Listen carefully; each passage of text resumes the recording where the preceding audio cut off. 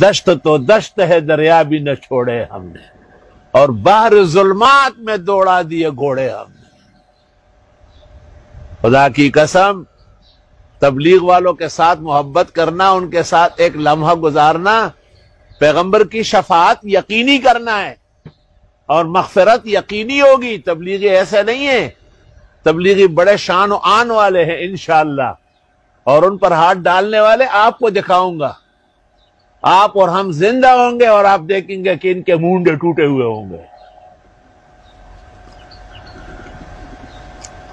تبلیغ والوں کا قصور کیا ہے؟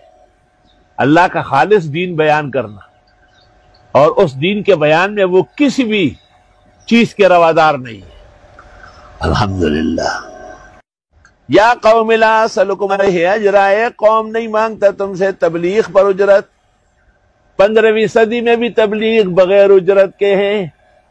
اپنا بستر، اپنا لوٹا، اپنی رسی، جہاں چاہو ہم پلائیں گے لسی۔ او تبلیغ سے پوری دنیا منور معطر ہے۔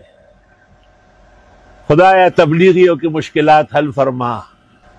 تبلیغیوں پر ہاتھ ڈالنا خدا کے قہر اور عذاب کو دعوت دینی ہے، اور جس نے تبلیغیوں کو ایذا پہنچائی، ضرر پہنچایا، ان کی نسلیں تباہ ہو جائے گی۔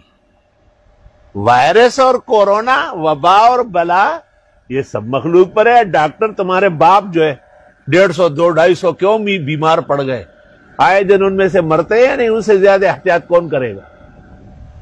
تمہارے احتیاط سے، تمہاری تدبیروں سے بلا تو تمہیں پٹائی کرنے کے لیے آئی ہے۔ لڑیں گے، لڑے کس چیز سے لڑو گے؟ سرے سے تو اتنا بزدل ہو کہ ہاتھ نہیں ملاتے، جمگٹے سے ڈرتے ہو۔ لڑیں گے۔ وہ ایک آدمی کے پاس بندوق تھا اور ایک آدمی اس سے لڑ رہا تھا، اس نے کہا مارو نا، کہا بہت دور ہے یار۔ کچھ دیر جب گزری تو یہ آدمی بھاگنے لگا، انہوں نے پوچھا کہاں بھاگ رہے؟ کہا بالکل قریب آ گئے۔ اے تم لڑو گے ہوئے کچخلی اخری تگورا پساراش پی تگورا۔ اللہ تعالیٰ کے عذاب کے سامنے اللہ سے معافی مانگو، لعلہم یتضرعون۔ ان کو عاجزی کرنی، اللہ ہم بے بس ہے، ہم عاجز ہے، ہمارا بینک بیلنس تو پہلے سے ہم نے آپس میں بٹوارا کیا تھا، اور کس نے یہاں اچھائی بھلائی پھیلائی؟ افسوس تم کو میر سے صحبت نہیں رہی۔